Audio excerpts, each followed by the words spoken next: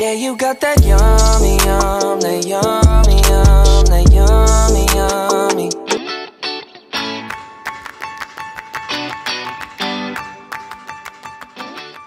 Hello everyone, a very good morning. Welcome back to my channel Days in Short. আজকে শনিবার, আজকে সকালে breakfast এখন বানানো হচ্ছে প্যানকেক।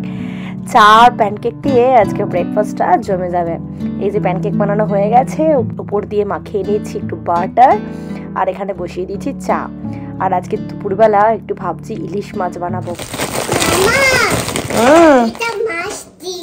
আচ্ছা, তাই ফ্রিজ থেকে ইলিশ মাছটা বের করে একটু জলে ভিজিয়ে ডিফ্রস্ট করে রাখছি, না হলে তখন বানানোটা মুশকিল হয়ে যাবে। প্রায় 6টা মতো পিস বার করে নিয়েছি, বাদ বাকি মাছটা আবার ফ্রিজে ঢুকিয়ে রাখবো।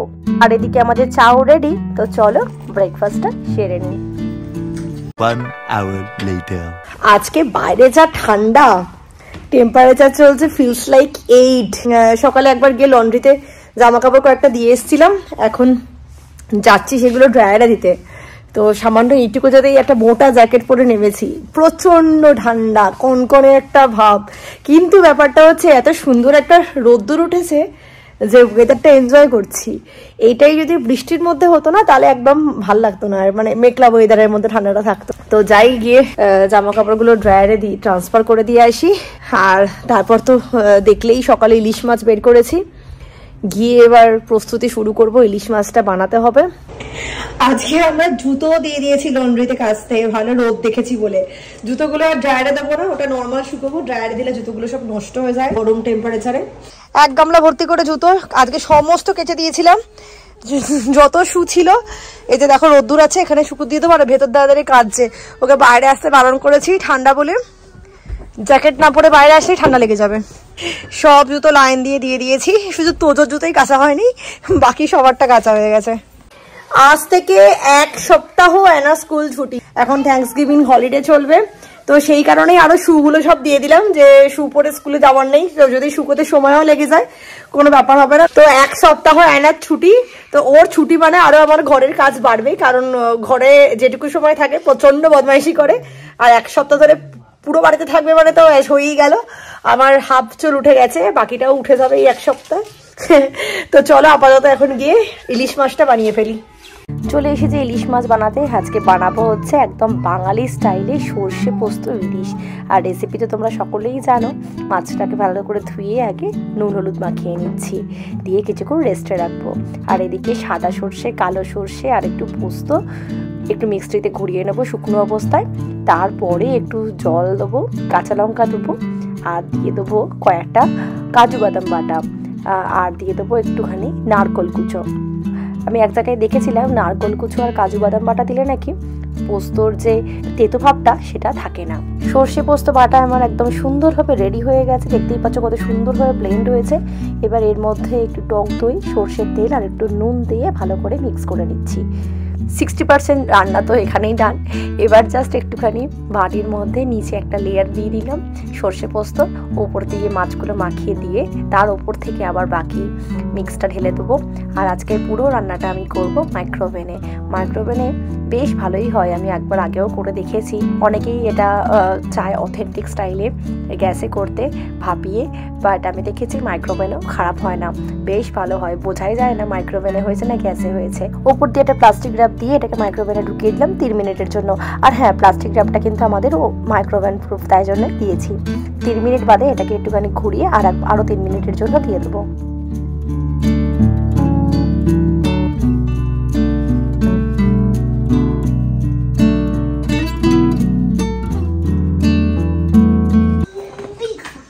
মা হলে মা দেবে, খাও। কি হয়েছে, সমস্যা কি? কি দেখাবো? মেটে নেই, মাছের মেটে কোথায় পাবো? ওটা মেটে নয়, এটা ছাল মাছের, ওটা মাছের ছাল, ওটা মেটে নয়। স্কিন, ওটা খাবি? স্কিন খাবি? মাছটা খুব কাটা, তুই নিজে পারবি? খুব কাটা, ওটা ভাতে মেখে খেও না, শুধু খাও, তাহলে কাঁটাটা বুঝতে পারবে। ভালো খেতে? হ্যাঁ কাঁটা, কাঁটাগুলো এখানে এখানে রাখো, এখানে রাখো। আচ্ছা রাখো, হ্যাঁ ঠিক আছে, রাখো রাখো। হ্যাঁ ঠিক আছে, ভালো হয়েছে।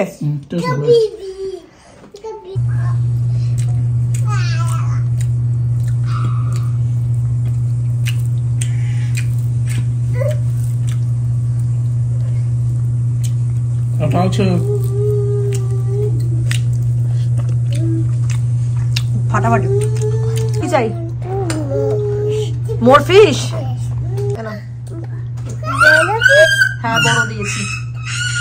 দেখে খাবি, কাঁটা আছে। ভালো খেতে মাম্মা? পছন্দ হয়েছে ইলিশ? সর্ষে ইলিশ চেটে পুটে খাচ্ছে, দেখেছো?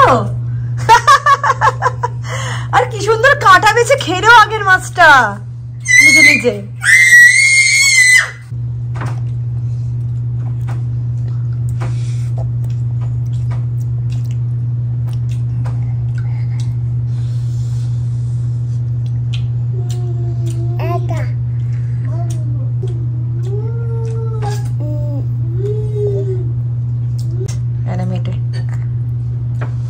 মাছের মেটে খুঁজছে।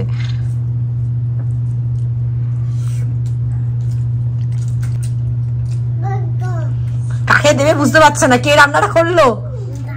বাবা রান্না করেছে? এই কি গো তুমি, বেঈমান তো। আমি রান্না করলাম আর তুই বাবাকে জেনারেল ট্রেন্ডে গেছে। ইলিশ মাছটা তুমি রান্না করেছো? আরে ও তো জানে না, ও তো জানে প্রায় রান্না বাবা করে দেয়। কে রান্না করেছে? তাহলে গুড কাকে বলবি? তাহলে কাকে গুড বলা উচিত তোর? মাকে তো? তাহলে কাকে? হাই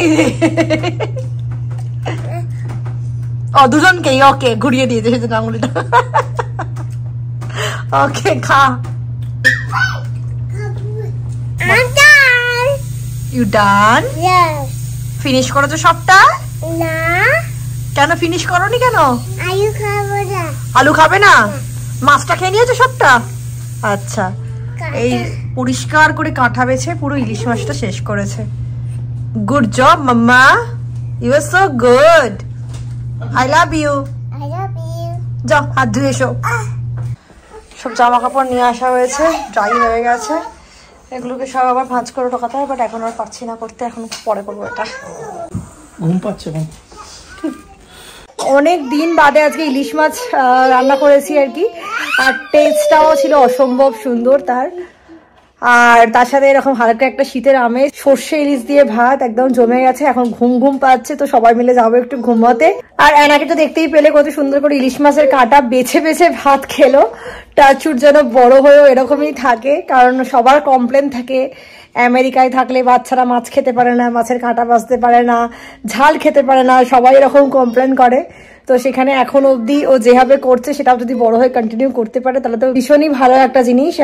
তো বড় হয়েও যেন এরকম ভাবেই খেতে পারে। একটা ছোট 3 বছরের বাচ্চা এত সুন্দর করে ইলিশ মাছ খেতে পারবে আমি সত্যি ভাবিনি। একটু ওকে কাঁটা বেছে দিইনি, যে পুরো মাছটা নিচে খেয়েছে, পুরো কাঁটা বেছেছে। 2000 years later. ঘুম থেকে উঠে সন্ধ্যেবেলা প্রথমেই যে কাজটা করলাম সেটা হলো আমাদের হোটেল বুকিং। আমাদের সামনেই একটা ট্রিপ আছে, তো তার হোটেলটা বুক করে নিলাম। আর কালকে আমাদের বানানো হবে চিকেনের পাতলা করে ঝোল।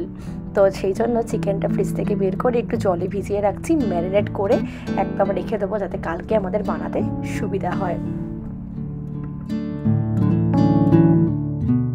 আজকে রাতের মেনু হচ্ছে লুচি আর আলু ভাজা। আজকে সকাল থেকে বেশ ভালোই খাওয়া দাওয়াটা হচ্ছে। তো চলো লুচিগুলো বানিয়ে ফেলি। আর আমাদের সামনেই মানে নেক্সট উইকেই আছে বেড়াতে যাওয়া। আমরা যাচ্ছি ওয়াশিংটন ডিসি। তবে এবারে আর কাকাইয়ের বাড়িতে থাকবো না, থাকবো আমরা হোটেলে, একদম প্রপার ডিসির ওপরে।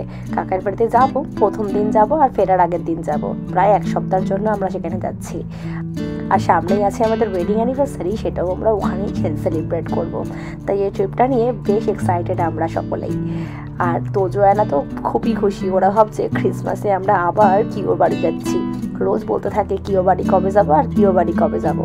এদিকে কয়েকটা লুচি ভেজে নিয়েছি, আগে আয়নাকে খেতে দিয়ে আসি, তারপর আমাদেরটা ভাজবো। লুচিগুলো বেশ ভালোই ফুলেছে। এটা কি? এইটা কি? আলু ভাজি। আলু ভাজি? আচ্ছা, লুচি দিয়ে আলু ভাজি তো খেয়ে নাও তাহলে। ফু দিয়ে খাও। ব্যাস আনাকে খেতে দেওয়া হয়ে গেছে, তোজোরও খাওয়া ডান। এবার আমরা রতনের লুচিগুলো ভেজে নিচ্ছি। আর দেখো কি সুন্দর ফুলছে লুচিগুলো। আর সাথে সাথে আজকের ব্লগটা এখানেই শেষ করব।